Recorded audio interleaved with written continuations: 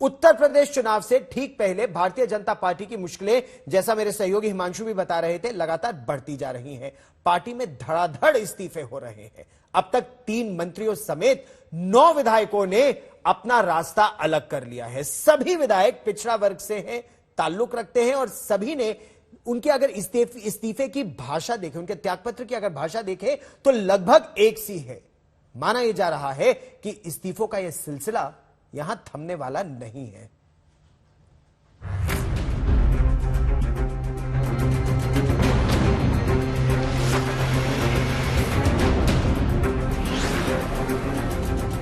आगे आगे देखिए होता है क्या। 14 तारीख की जो तस्वीर आएगी, भारतीय जनता पार्टी सरकार की ताबूत में अंतिम कील होगी। स्वामी प्रसाद मौर्य ने 2 दिन पहले जब बीजेपी के खिलाफ हुंकार भरी थी तो यकीन करना मुश्किल था कि वो वाकई में बीजेपी को कुछ खास झटका दे पाएंगे। लेकिन 3 दिनों में इस्तीफों की जैसे झड़ी लगी, उसे देखकर लग रहा है कि मौर्य की अंदर ही अंदर तगड़ी तैयारी थी। पार्टी छोड़ने की वजहें वही, भविष्य की राह भी वही और इस्तीफे की चिट्ठी का लबोलुआब भी करीब करीब वही। एक एक करके गिनती दर्जन तक पहुंचने को तैयार है। मौर्य के बाद दारा सिंह ने मंत्री पद छोड़ा और धर्म सिंह सैनी इस्तीफा देने वाले तीसरे मंत्री बन गए। बीजेपी से दामन छुड़ाने वाले विधायकों की संख्या भी 6 हो गई है। रोशन लाल वर्मा, ब्रजेश प्रजापति, अवतार सिंह भडाना और भगवती सागर के बाद आज 2 विधायकों मुकेश वर्मा और विनय शाक्य ने बीजेपी को बाय बाय कर दिया। स्वामी प्रसाद मौर्य के साथ जो उनका फैसला होगा, उनके साथ जाएंगे। हम लोग उनके साथ हैं, पूरा अच्छा, उनके साथ है। क्या वजह रही कि आपको इस तरीके से 5 साल लग गया ये फैसला लेने में?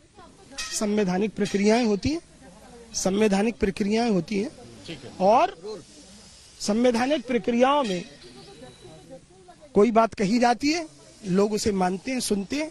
आप सब उसमें भरोसा दिया जाता है। जहां स्वामी प्रसाद मौर्य जी जाएंगे, जहां रहेंगे। उधर दिल्ली में टिकटों के बंटवारे और सहयोगियों के साथ समझौते को लेकर बीजेपी के दिग्गजों की ताबड़तोड़ बैठक चल रही थी। इधर यूपी में धड़ाधड़ विकेट पर विकेट गिर रहे थे। लेकिन बात बस यही नहीं रुकने वाली। माना जा रहा है कि कई नाम अभी कतार में हैं। आहत होकर के हमने निर्णय लिया इस सरकार से त्यागपत्र देने का।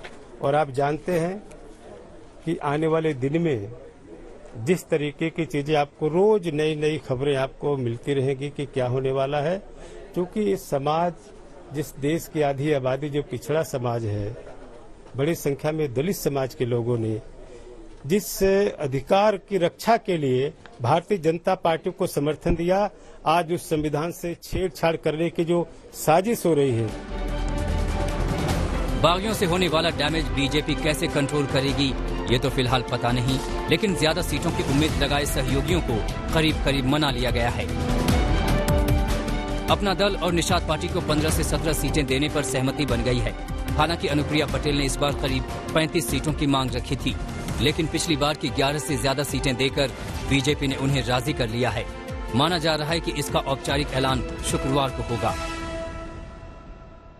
15 सीटें से 18 सीटों के बीच में हम चुनाव लड़ेंगे और ज्यादातर सीटों पर, मैक्सिमम सीटों पर निषाद पार्टी अपने भोजन भरी थाली से चुनाव लड़ेगी।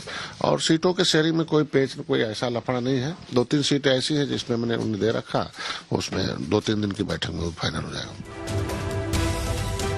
यूपी की चुनावी हलचल में कांग्रेस फिलहाल सबसे आगे है। प्रियंका गांधी ने अपने 125 उम्मीदवारों की पहली लिस्ट जारी कर दी है। इसमें 50 महिलाओं को जगह दी गई है। 125 प्रत्याशियों की सूची है, जिसमें से 50 महिलाएं हैं। हमने प्रयास किया है कि संघर्षशील और ऐसे प्रत्याशी हों जो एक नई राजनीति का पहल करें पूरे प्रदेश में। इसमें, इस सूची में 40% महिलाएं हैं और 40% युवा भी हैं। हमें आशा है कि इनके जरिए हम एक नई उम्मीद और एक नई तरह की राजनीति प्रदेश में उभार पाएंगे। चुनावी खेल में अब इंतजार अखिलेश के दांव का है। हालांकि उनका असल दांव पहले ही बीजेपी में सेंध के साथ लग चुका है। ज्यादातर इस्तीफा देने वाले नेता उनके साथ फोटो खिंचवा चुके हैं। अब इंतजार बस ऐलान का है, जिसके लिए कल का दिन मुकर्रर है। कुमार अभिषेक और हिमांशु मिश्रा के साथ आज तक ब्यूरो। भारतीय जनता पार्टी और योगी आदित्यनाथ दोनों के लिए अयोध्या बहुत पहले से अहम है। तो क्या यह कम बड़ी बात है कि 4.5 साल में योगी आदित्यनाथ 30 बार से अधिक अयोध्या की यात्रा कर चुके हैं। योगी आदित्यनाथ अयोध्या से अगर लड़ते हैं तो इसका असर अवध से लेकर पूर्वांचल तक होगा और अब यह लगभग तय है, औपचारिक ऐलान का बस इंतजार है। यह लगभग तय है कि योगी आदित्यनाथ अयोध्या में सदर सीट से चुनाव लड़ेंगे। जो राम का द्रोही होगा वह आपका कभी हितैषी नहीं हो सकता, कभी नहीं। राम श्री राम।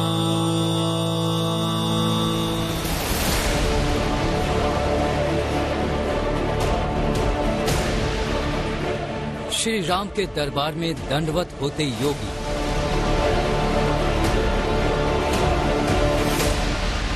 हमने कभी मर्यादा पुरुषोत्तम भगवान श्री राम को राजनीति से नहीं जोड़ा। राम हमारे लिए राजनीति के प्रश्न नहीं है। राम भारत की आस्था है और राम के बगैर भारत की कल्पना भी नहीं की जा सकती है। श्री राम की नगरी में विकास का शंखनाद करते योगी। अयोध्या को भव्यता की ऊंचाइयों पर ले जाते योगी। राम मंदिर निर्माण को साकार करते योगी। अयोध्या और योगी जैसे तीर्थ और भक्त की जोड़ी। योगी सरकार तो लखनऊ से चलाते रहे, लेकिन भक्ति की शक्ति उन्हें अयोध्या से ही मिलती रही। लखनऊ से अयोध्या आने जाने का सिलसिला चलता रहा। अयोध्या कूच का कारवां आगे बढ़ता रहा और अब तो खबर ये है कि योगी ने अयोध्या को अपना दूसरा राजनीतिक कर्मस्थली बनाने का फैसला कर लिया है। पूरी तैयारी हो चुकी है अयोध्या से चुनाव लड़ने की, बस ऐलान बाकी है। इसका कारण यही है कि राम मंदिर के निर्माण का जो कार्य प्रगति पर है, उसकी प्रगति के साथ अयोध्या की तस्वीर बदलने की बात बीजेपी सरकार 5 साल में कर रही है। मंदिर ही नहीं, सड़कों से लेकर के शहर का सौंदर्यीकरण हो, भव्य दीपोत्सव हो। उत्तराखंड में हरीश रावत के चुनाव मैदान में उतरने की अटकलों के बीच हरीश रावत ने आज तक से खास बातचीत की, एक बड़ा बयान दिया है। हरीश रावत ने आज तक से एक्सक्लूसिव बातचीत में कहा कि इस बार चुनाव लड़ने की नहीं, लड़वाने की उनकी इच्छा है। उन्होंने कहा कि भारतीय जनता पार्टी के कई मंत्री और नेता कांग्रेस में आना चाहते तो हैं, लेकिन वो डंडा लेकर बैठे हैं, इसीलिए बीजेपी उत्तराखंड में भगदड़ नहीं हो पा रही है। यूपी में जो है हम देख रहे हैं कि दल बदल शुरू हो गया है, भगदड़ सी मच गई है पार्टियों में। उत्तराखंड में भी कुछ आपको लग रहा है कि बहुत सारे लोग आपके संपर्क में सुना है? भाजपा में तो उत्तराखंड में और जबरदस्त भगदड़ है। वो तो मैं खाली डंडा लेकर के बैठा हुआ हूँ। क्या करें, हमारे लोगों ने भी 5 साल इस लायक बनाया है कि पार्टी आज जो है चुनाव जीतने की स्थिति में है। अब उन लोगों से ये तो कह नहीं सकता कि ये दूसरे जगह से मेहमान आ रहे हैं, भैया इनके लिए जगह खाली करो। तो इसलिए हमको डंडा लेकर के रोकना पड़ा है। नहीं भाई, बहुत हो गया। मतलब खबर ये भी आ रही है कि हो सकता है कि आप इस बार चुनाव ना लड़ें। ये इसमें कितनी सच्चाई है? क्योंकि खबरें ये देहरादून से क्या आ रही है? मुझे लड़ना है नहीं लड़ना है, पार्टी निर्णय करेगी। पार्टी लड़ो कहेगी मैं लड़ूंगा, पार्टी लड़ाओ कहेगी तो लड़ाऊंगा, और मेरी प्रेफरेंस लड़ाना है। कारण यह है हमको जीतना है चुनाव। हमारे पास कैंपेन करने वाले लोगों की कमी है जो कैंपेन कर सकें। एक तरफ सत्ता का 7वां बेड़ा आता है और दूसरी तरफ जो है हमारे पास राहुल जी हैं, 5 राज्य हैं, कहाँ जाएंगे। प्रियंका जी उत्तर प्रदेश में डीपली इन्वॉल्व हैं। तो ऐसी स्थिति के अंदर जो है तो कोई तो चाहिए, लोकल कनेक्ट वहाँ बनाने की स्थिति में केवल मैं हूँ। तो इसलिए यदि पार्टी कहेगी नहीं तुम्हारी सेवाएं ऐसे उपयोग करनी है, हमने पार्टी ने बहुत बना लिया। कोई चुनाव लड़ना ही हमारी नियति थोड़ी है।